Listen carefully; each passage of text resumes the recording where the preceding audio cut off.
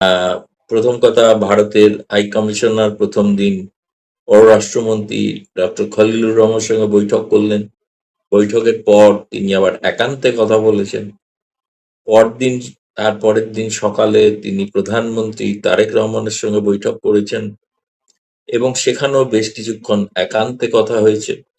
বৈঠক শেষ হওয়ার আগেই পরেই আর কি বলবো যে তিনি স্বরাষ্ট্রমন্ত্রী সালাউদ্দিন সাহেবের সঙ্গে বৈঠক করেছেন এবং সেখান থেকে প্রায় কার্যত আমরা দেখলাম যে ছবিতে প্রায় অনেকটা দৌড়ে এয়ারপোর্টের দিকে এসছেন এবং এয়ারপোর্ট থেকে তিনি সরাসরি দিল্লি এসছেন এবং দিল্লি আসার পরে তিনি গতকাল প্রধানমন্ত্রী নরেন্দ্র মোদীর সঙ্গে পার্লামেন্ট হাউসে দেখা করেছেন। দেখা করার পর তিনি কিন্তু দিল্লিতে এখনো অবস্থান করছেন এবং আমি শুনেছি আগামী 14ই তারিখ পর্যন্ত তিনি দিল্লিতে আছেন। তারপরে 15 তারিখে ঢাকাতে যে ভারতীয় হাই কমিশনে যে স্বাধীনতা দিবস উদযাপনের অনুষ্ঠান, তাতে তিনি যোগ দেবেন। তার আগে পর্যন্ত দিল্লিতে থাকার অর্থ হচ্ছে এই মানে প্রধানমন্ত্রী নরেন্দ্র মোদীর সঙ্গে তার যে আলোচনা হয়েছে তার ফলো আপ হিসেবে তিনি পররাষ্ট্রমন্ত্রী ডক্টর জয়শঙ্কর এবং পররাষ্ট্র সচিব বিক্রম মিশ্রির সঙ্গে তার বৈঠক হতে পারে। দ্বিতীয়ত যেটা বিষয় সেটা হচ্ছে যে আপনারা দেখেছেন যে সার্জেই গোর তিনি ঢাকা থেকে ফিরে আসার পর তিনি ভারতের পররাষ্ট্র সচিবের সঙ্গে দুবার দেখা করেছেন এবং তারপরে তিনি জাতীয় নিরাপত্তা উপদেষ্টা অজিত দোভালের সঙ্গে বৈঠক করেছেন।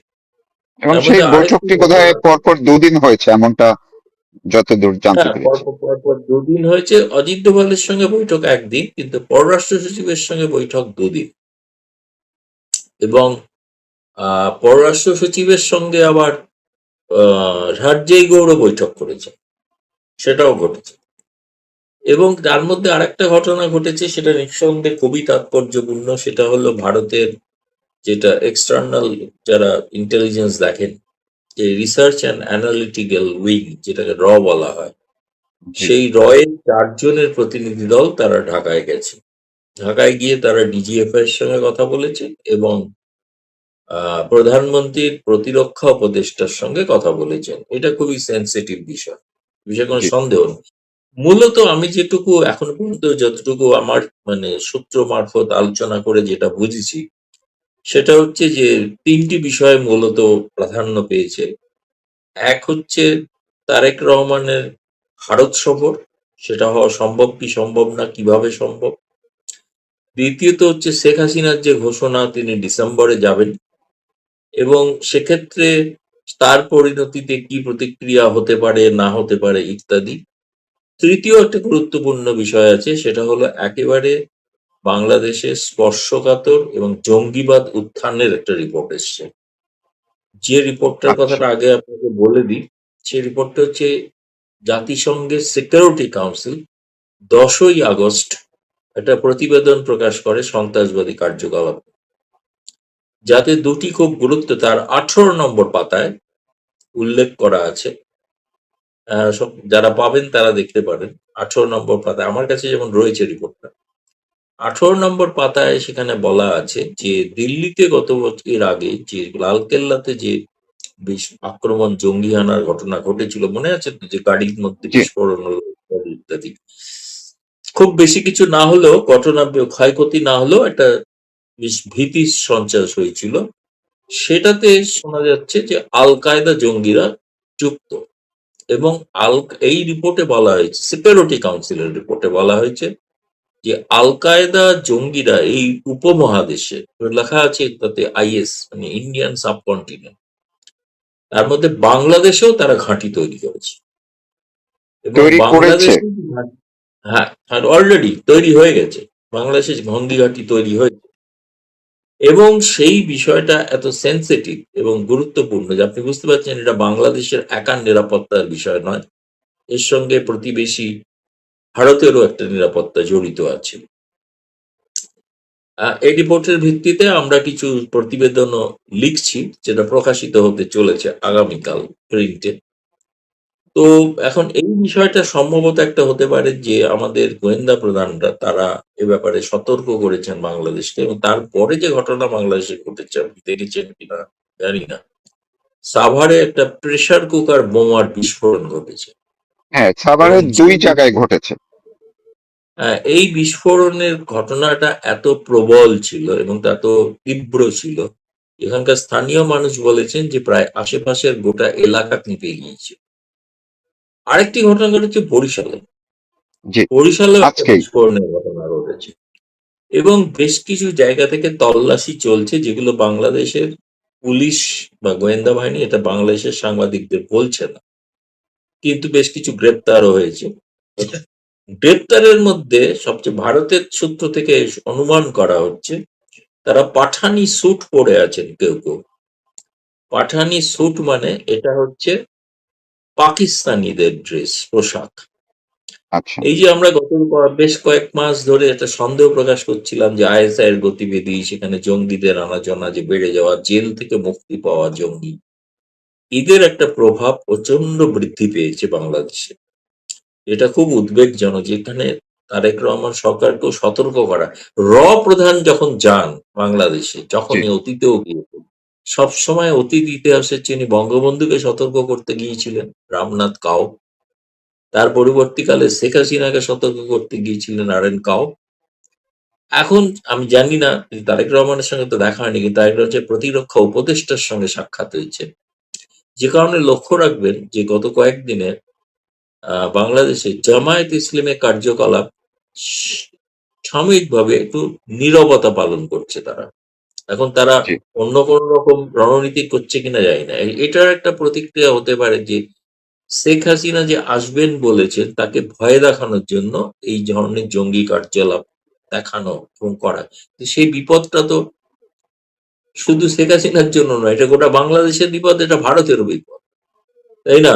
এরকম বোকার জি, মতো তো কাজ করে কোনো লাভ নেই, এবং সেই কারণে শেখ হাসিনা এসবে ভয় পান না। তার বিরুদ্ধে ১৯ বার হামলা হয়েছে, আর একবার হবে ২০তম, তাতে কিছু এসে যায় না। তবু তিনি তার কোনো সিদ্ধান্ত পরিবর্তন করছেন এখনো শুনিনি।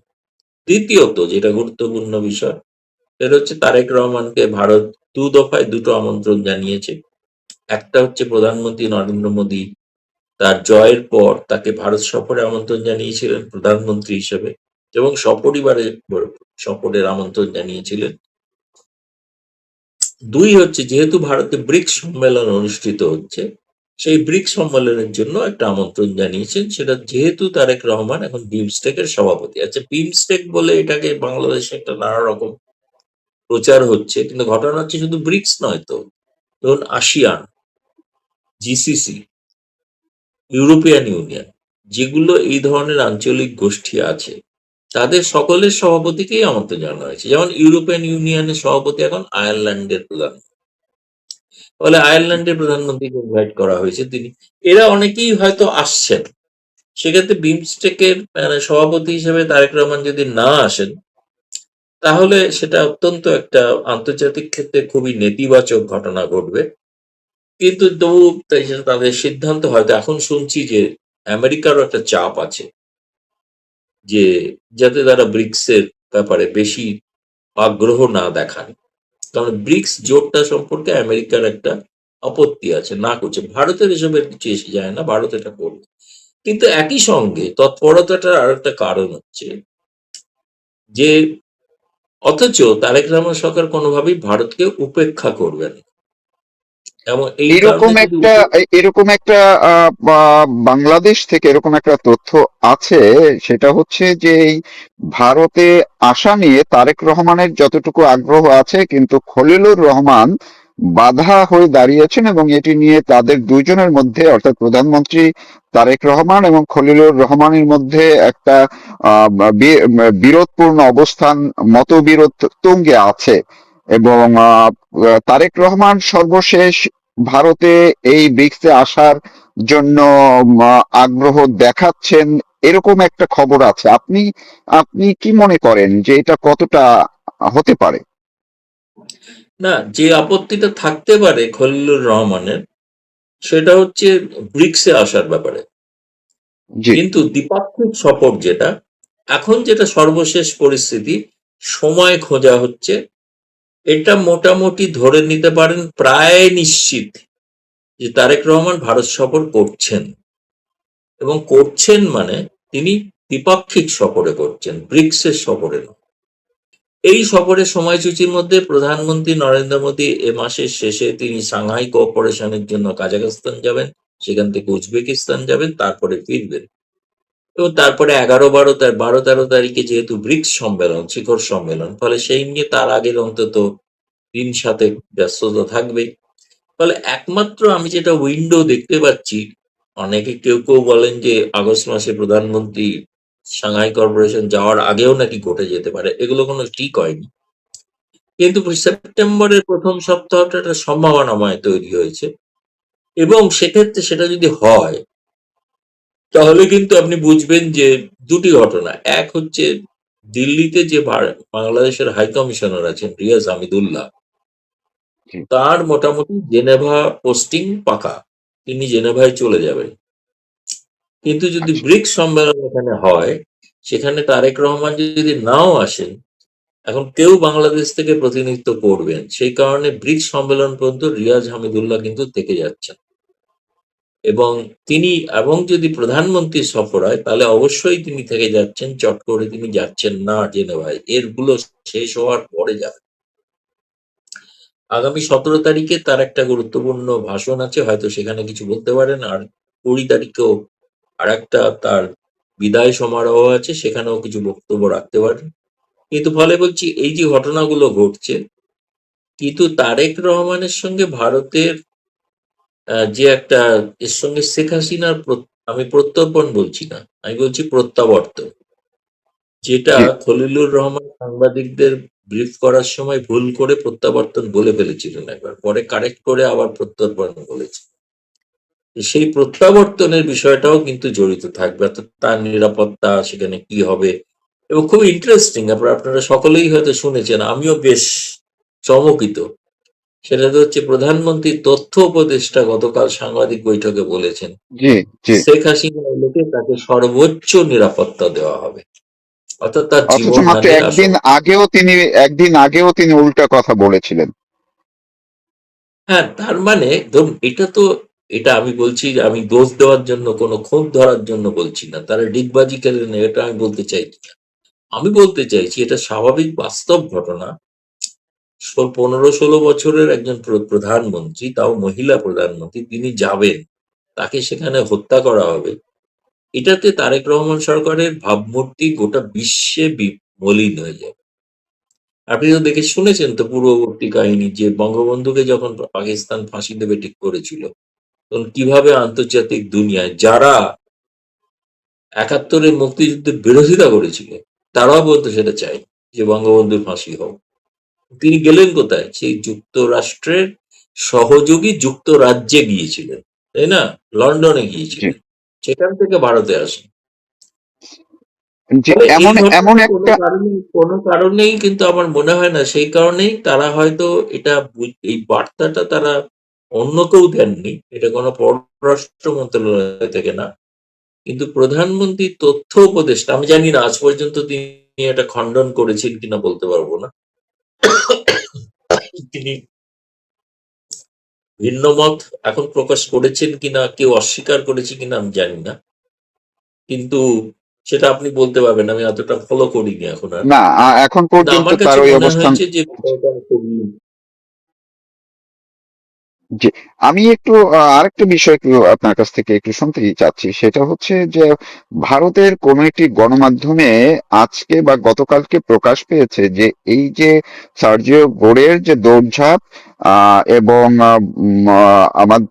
ভারত বাংলাদেশের যে ভারতীয় হাই কমিশনার ত্রিবেদীর দৌড়ঝাঁপ, এর মধ্যে থেকে একটি জায়গায় মোটামুটি একটি হাওয়া পাওয়া গেছে। আমি হাওয়া শব্দটা এই কারণে বললাম যে পরিষ্কার না, যে শেখ হাসিনা বাংলাদেশে ফেরার আগেই যাতে করে তার উপরে দেয়া ফাঁসির দণ্ডাদেশ, মানে মৃত্যু দণ্ডাদেশ প্রত্যাহারের সরকার কোনো না কোনো কৌশলে একটা অবস্থান নেয়, সেটার একটা অগ্রগতি কিছু একটা হয়েছে, ভারতের কোন একটা গণমাধ্যমে এরকম একটা খবর আছে। এই অগ্রগতিটুক সম্পর্কে আপনার কোনো ধারণা বা আপনি কিছু জানেন কিনা?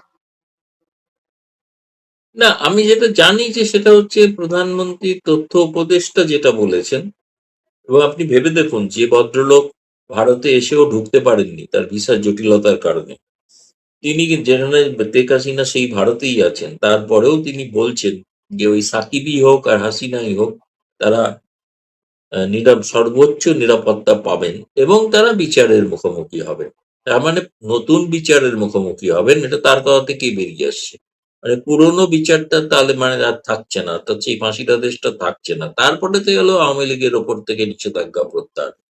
কিন্তু একটা ইনক্লুসিভ পলিটিক্স এর জন্য কিন্তু আমি যেটা জানি সেটা হচ্ছে যে, যেটা আমি পরবর্তীকালে শুনেছি, সেটা হচ্ছে যে আগে শুনি, সেটা হচ্ছে যে যখন শেখ হাসিনা চলে আসেন তার সেই ভারতে ইউনূস যে দায়িত্ব নেন, সেই সময় একটা ধারণা ছিল, যে ধারণা ছিল ভারত সরকারের, যে বোধহয় একটা জাতীয় সরকার বা সর্বসম্মতি সকল দলের একটা সরকার তৈরি হতে পারে, তারপরে একটা নির্বাচন হবে।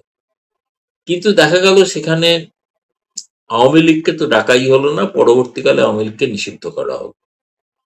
এমনকি এই যে ফেব্রুয়ারিতে নির্বাচন হলো, সেই নির্বাচনের পরেও একটা ধারণা ছিল, নির্বাচনের সময় না, তারপরেও একটা ধারণা তৈরি করে হয়েছিল যে বোধহয় তারেক রহমান সরকার একটা ইনক্লুসিভ পলিটিক্স করবেন। এবং বাংলাদেশে আমি যদি বলছি আপনার, জঙ্গিদের প্রভাব যদি বাড়তে থাকে এবং জামায়াতের যে কারণে তাদের প্রভাব যে বেড়ে গিয়েছিল, তার একমাত্র মানে বিরোধী এবং তাকে প্রশমন করতে পারে যে শক্তিটা, সেই শক্তিটা হচ্ছে আওয়ামী লীগ।